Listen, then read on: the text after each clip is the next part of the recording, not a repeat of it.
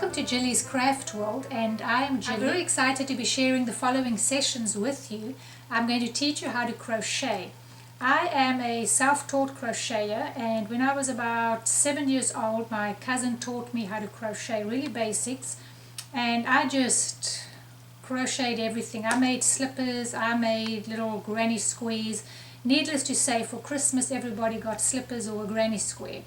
But I just enjoyed it. Excited to share crocheting with you.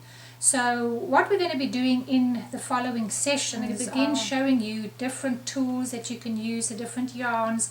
I'm going to teach you how to crochet, how to hold your crochet hook, how to do different things. The projects that we're going to be doing are a basic granny square, which we will be crocheting, and I'm going to teach you how to sew it or crochet it together. So we'll be making a granny square. Then I'm going to be making two different hats, either a simple little beanie with double crochets. It kind of, if you want to make yours longer, it will hang in the back a little bit like a slouchy hat. It just depends on you. And we'll be making a lacy crocheted, really stretchy crocheted hat out of granny. The granny square hat is probably the easiest, or they're both really easy. These two are very easy patterns, which you can choose which one you want to do, and you can do both of them as well. Then you're going to have a choice of two different scarves. We're going to make an infinity scarf. I'm making just a little long lacy type scarf, and you can choose either one. You're going to be designing your own in the sense that you can use my two patterns and then either make yours wider, longer. You can make this one straight. It's up to you how you want to use the pattern stitches. If you like, you can just crochet both of them in an infinity scarf. It's up to you. It's going to be your choice what you do. But that's really what we're going to be working on. Those are the projects that we're going to be doing in the following sessions, and I'll guide you through all of them. But what I want to do now is I want us to take a look at different yarns and different crochet hooks and different little gadgets that you might need as we go along. So let's keep going.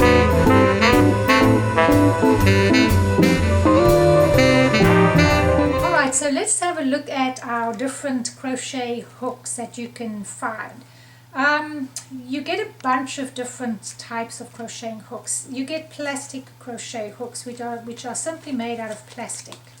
It's just a plastic hook, and they usually come in packages. You can get it as a single crochet hook, or you get them as a pack of different hooks, and they tell you the different sizes on the package, so you'll always be able to see what size you have.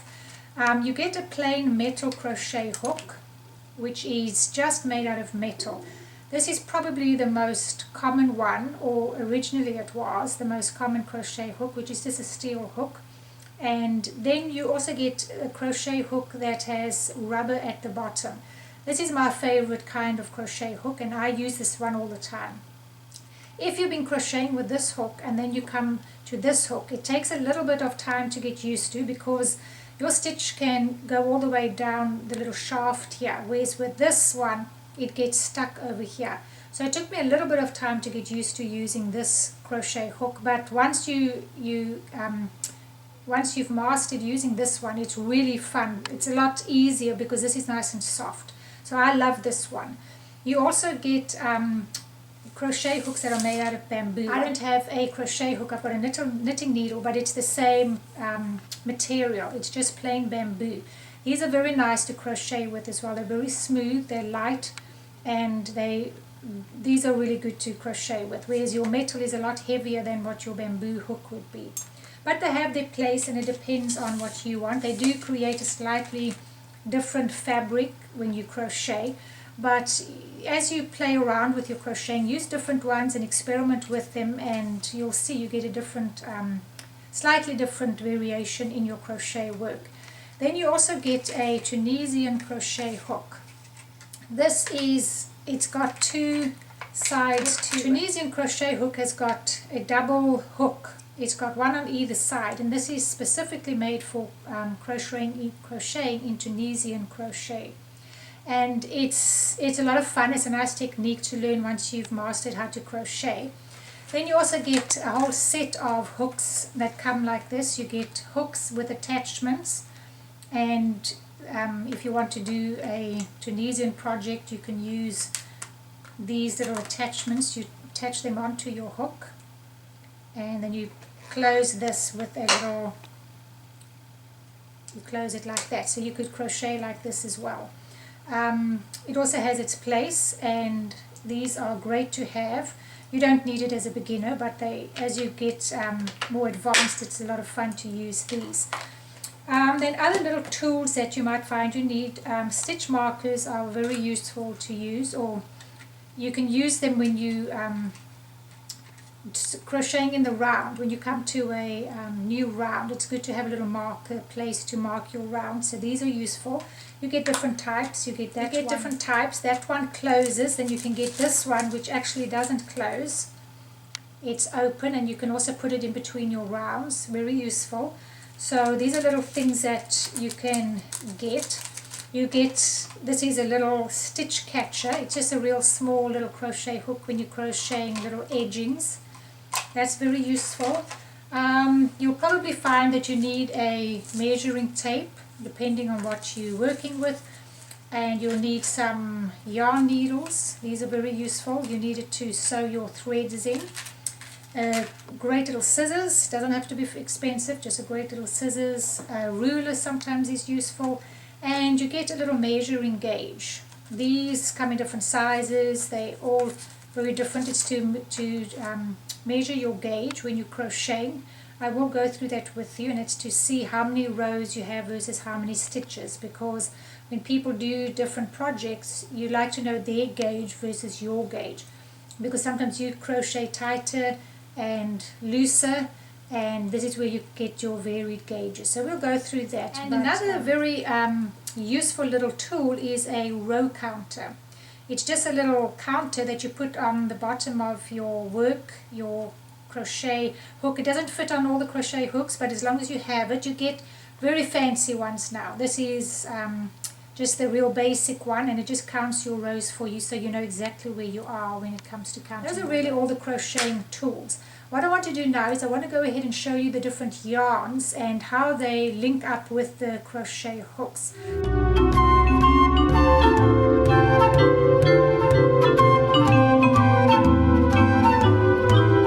Right, so let's take a look at our yarns.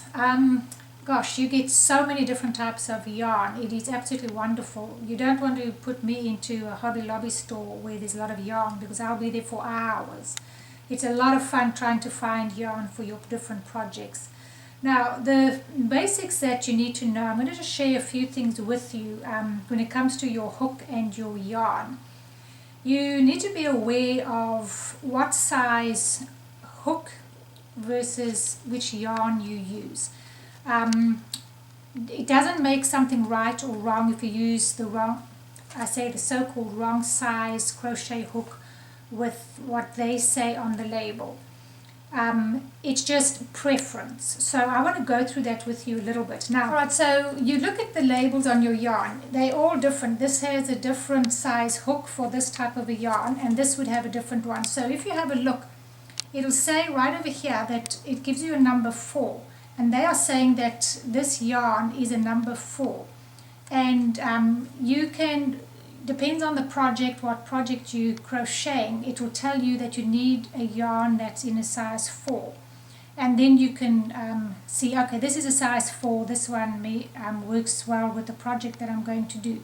And then it will tell you what size crochet hook. And this one says that you need a 5mm, which is a USH crochet hook, and that's what's going to that's what you would use for your yarn, that crochet hook with this. They tell you all the things you need to know, how you can wash this yarn, they tell you how many ounces or grams. This is a 6 ounce or 170.1 gram, and your pattern will generally tell you how many ounces of yarn you need for the project that you're doing. But if you're just crocheting for yourself, I always buy extra yarn, just helps.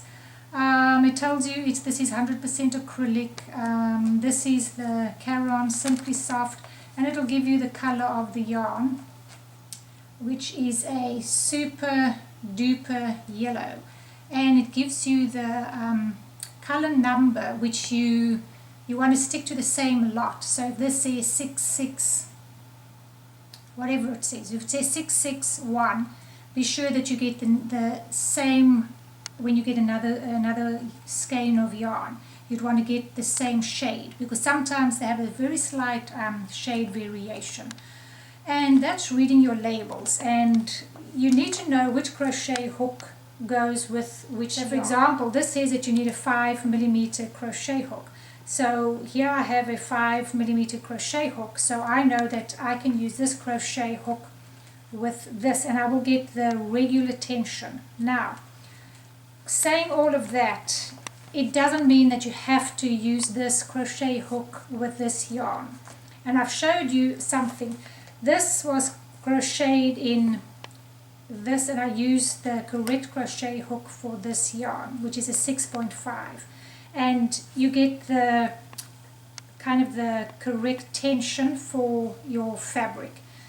This granny square, I used cotton. I used this crochet cotton. Now this crochet cotton says that you need to be using a size 1.75mm crochet hook, which is incredibly thin. It's thinner than this. This is a 2.25. And I crocheted this whole hat in this big crochet hook.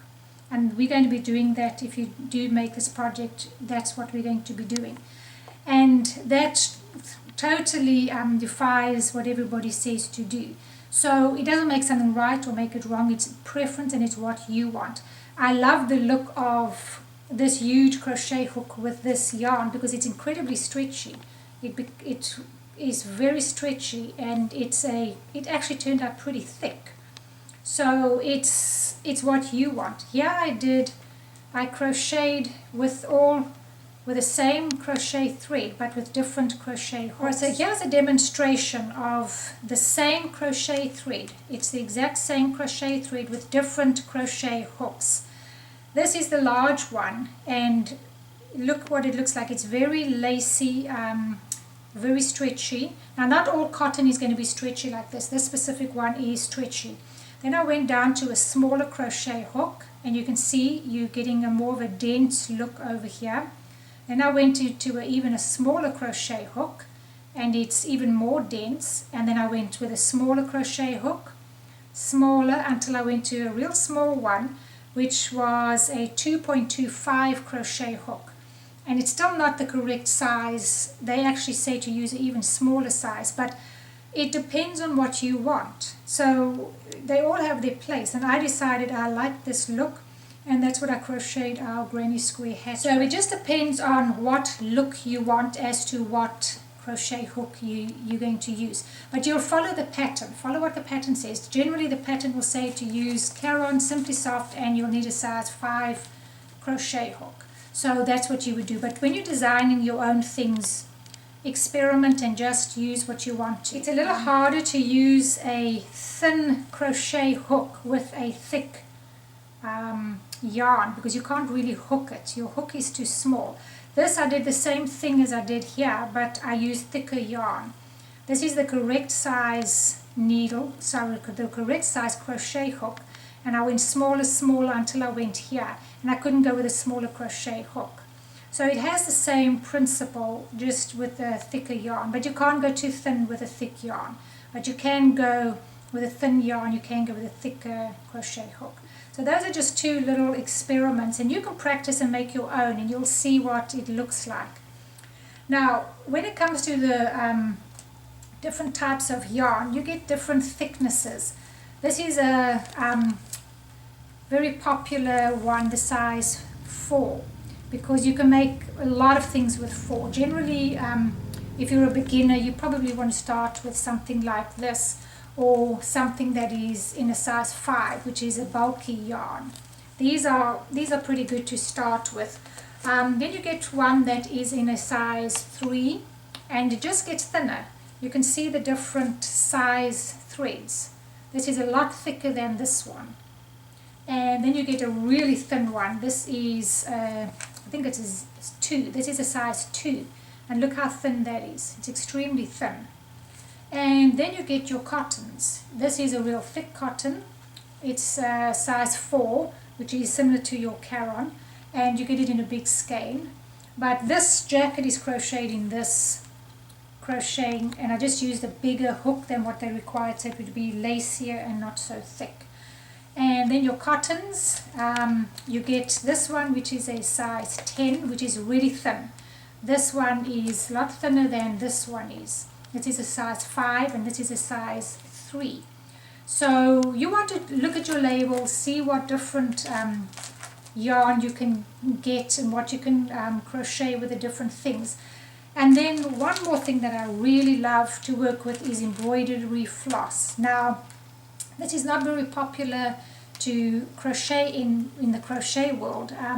The only negative is that your skein doesn't have a lot of yarn in yardage, whereas this you can make a whole big project, whereas this only makes little things. So that's why it's not so popular, because you've got to keep reattaching new yarn. But it definitely has its I crocheted these with embroidery floss. That's a little choker, little necklace, and I made this little bracelet out of embroidery floss. So it's really nice. I love all the colors that you get in your floss. So that's one thing that you can consider using as well, are your embroidery flosses. This is very popular, the Red Heart Super Saver, to make afghans in. When you're making afghans, generally you're not going to use a real thin yarn because it's going to take you forever, and most people use a size 4. And that's really just a good review, a real basic review on crochet hooks, crochet yarn, what you want to be aware of, and how to actually find your hook and your yarn. So I want to go ahead and start with our next session, so let's get started with that.